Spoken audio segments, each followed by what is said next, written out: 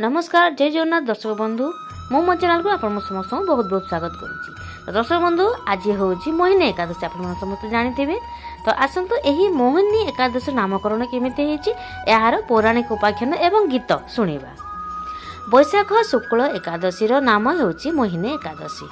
पौराणिक उपाख्यान अनुसार यही दिन भगवान विष्णु मोहिनी रूप धारण करथिले, किंतु मोहिनी एकादशी व्रत कथार जड़े चंडाल राजा एवं आउ जड़े मोहिनी रानी कहानी अच्छी।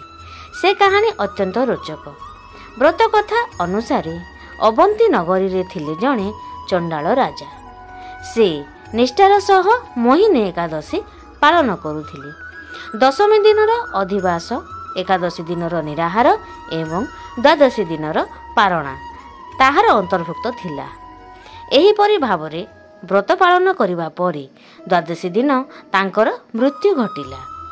एही एकादशी व्रत पालन पूर्वरु चंडाल राजा अनेक पापकर्म करिथिले, तेणु मृत्यु परे जमदूत माने तांको नै जिबाकू आसिले, किंतु से एकादशी पालनर पुण्य करिथिबारु विष्णुदूत माने आसी जमदूत को घौराई देले एवं तांको वैकुंठ लोक को नै गले। एथिरे जमराज अपमानित बोध कले। नारद ताहा जानी तांको ब्रह्मांक पाखकू नै गले। जमराजा ब्रह्मांक पाखरे अभियोग कले जे चंडाल राजांक घटना एई प्रथम नुहे। एपरिकी रुग्णागत राज्य रे छोट शिशुटीए मरिबा परे ताकू आनिबाकू जाई जमदूत माने विष्णुदूतंक द्वारा एपरि हटहटा होइछंती। जमदूतंकू घोड़ाई विष्णुदूत माने शिशुटी को वैकुंठ लोक को घेनी जाइछंती। ब्रह्मा जानिले जे ताहा राजांक एकादशी पालनर पुण्य जोगु होइछि। नारद कहिले जदि तांकर व्रत भग्न न करा जाए तेबे से स्वदेहरे वैकुंठ लोक को चली आसिबे। एहा जानी ब्रह्मा यज्ञरु एक अपरूपा मोहिनी कन्या सृष्टि कले। नारद कौशल करी तांकू राजांक सह विवाह कराई देले। शर्त रहिला जे मोहिनी जहा मागिबे राजा ताहा देबे। दिने राजा एकादशी व्रत पालन पाई प्रस्तुत थिबा बेले दशमी दिन ही मोहिनी राजांकर अंग संग चाहिले। राजा जेते बुझाइले मध्य बुझिले नाही। प्रतिबदल रे तांक पुत्रर मस्तक मागिले। राजा खंडा धरी पुत्रर शिरच्छेद पाई उद्यत हेबारु वैकुंठ प्रकंपित हेला। विष्णु को निर्देश रे विष्णुदूत माने आसी तांको एवं राज्यर सबु प्रजा को वैकुंठ लोक को नहीं गले। रानी मोहिनी राजांकर पूर्ण शरीर स्पर्श करथिबारु से मध्य वैकुंठ लोक प्राप्त हेले। तेबे दर्शक बंधु ए तो गला मोहिनी एकादशी पौराणिक किंवदंती कथा। एबे आसंतु सुनिबा आमे एहा उपरे जो गीतटे अछि मोहिनी एकादशी उपर से गीतटे आमे सुनिबा। तबे दर्शक बंधु जदि वीडियोटी टिके भल लागे ताले कमेंट बॉक्स रे ओम वैष्णवे नमः लिखिबा जमा भी भूलिबे नाही। ताले आसंतु सुनिबा।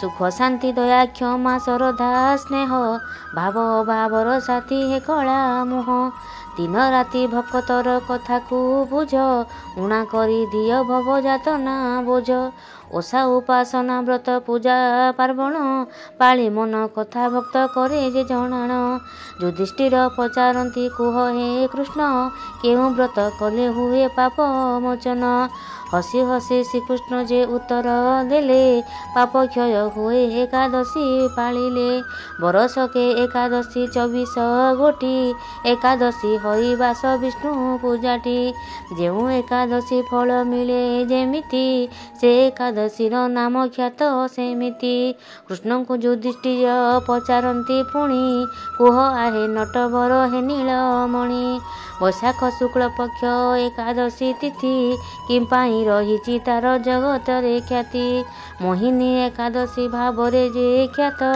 बुझाई कहिले जे वसुदेव सुत विष्णु पुराण रे अछि कथा जे वर्णन होइतिला जेबे क्षीर सिंधु मंथन अमृत रे भरा हांडी तहु जे मिलिला सुर असुरंक मध्ये कଳି जे होइला बिंदु ए अमृत जिए पान करिब ଚିରଦିନ ପାଇଁ ସିଏ ଅମର ହୋଇବ।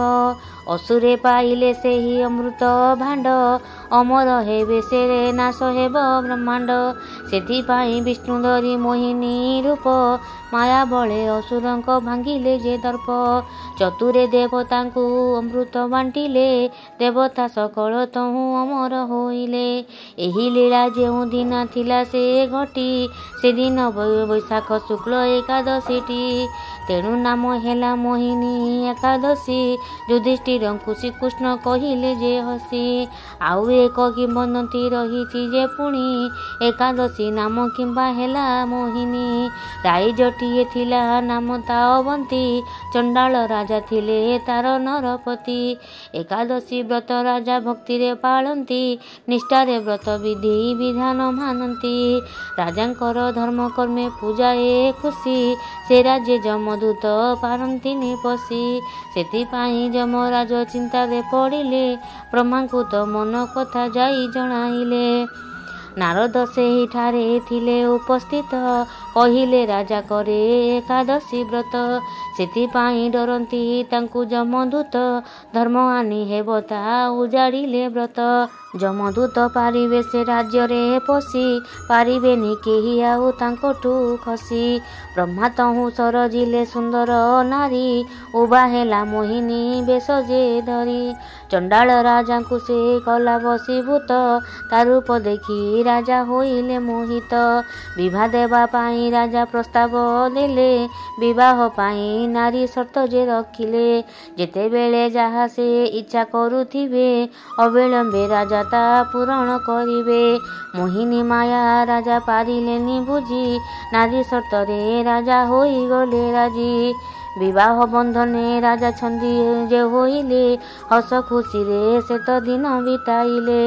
ଆସିଲା ବୈଶାଖ ଶୁକ୍ଳ ଏକାଦଶୀ ବ୍ରତ, ଦଶମୀ ଦିନ ରାଜା ହୋଇଲେ ପ୍ରସ୍ତୁତ। ମାୟାବିନୀ ନାରୀକୁ ମଉକା ମିଳିଲା, ରାଜାଙ୍କ ପାଖରେ ଯେ ଯାଇ ପହଞ୍ଚିଲା। କହିଲା ସହବାସ ପାଇଁ ତାର ମନ, ବ୍ରତ କଥା ଭୁଲି ରାଜା ଦିଅ ଯେ ଧ୍ୟାନ। ନହେଲେ ତୁମ ପୁତ୍ର କଟା ମୁଣ୍ଡ ମାଣ, ଦେଖି ଶାନ୍ତ ହେବ ମୋର ଏହି ମନ ପ୍ରାଣ।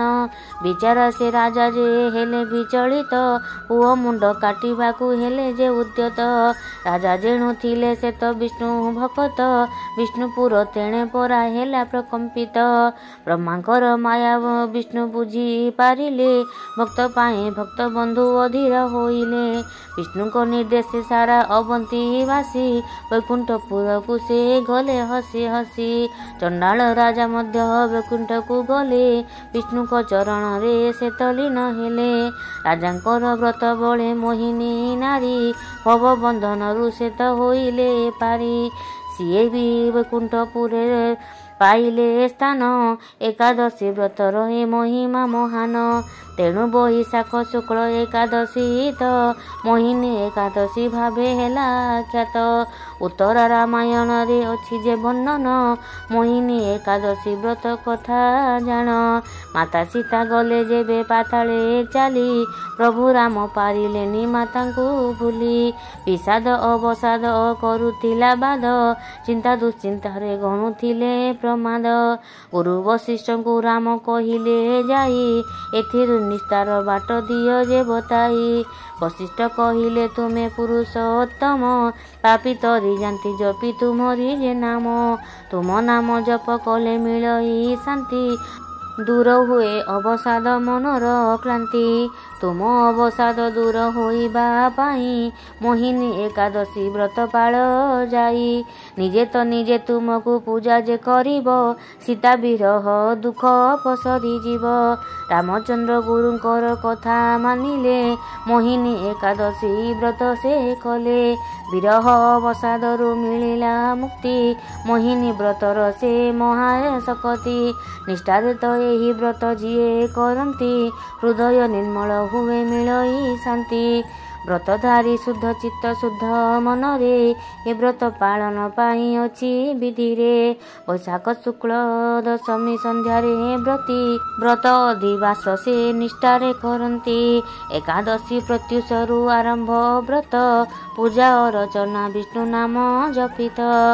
दयानिधि दयामय करुणा कर दुख बसाद प्रभु कर हे दूर तम साथी मीर प्रभु दिय दूरे मिनती मातर तुम नाम को ध्याये। तो दर्शक बंधु केमती लागला निश्चित भाव में जनइबे यही मोहिनी एकादशी व्रत गीत। ताले आज भी एतिकी आपण को एवं आपण परिवार को महाप्रभु घंट घोड़े रखि था। तो आज वीडियो एतिकी। जय जगन्नाथ दर्शक बंधु, आपण समस्ते खुशी रहंतु, हस खुशी रहंतु, परिवार सह रहंतु।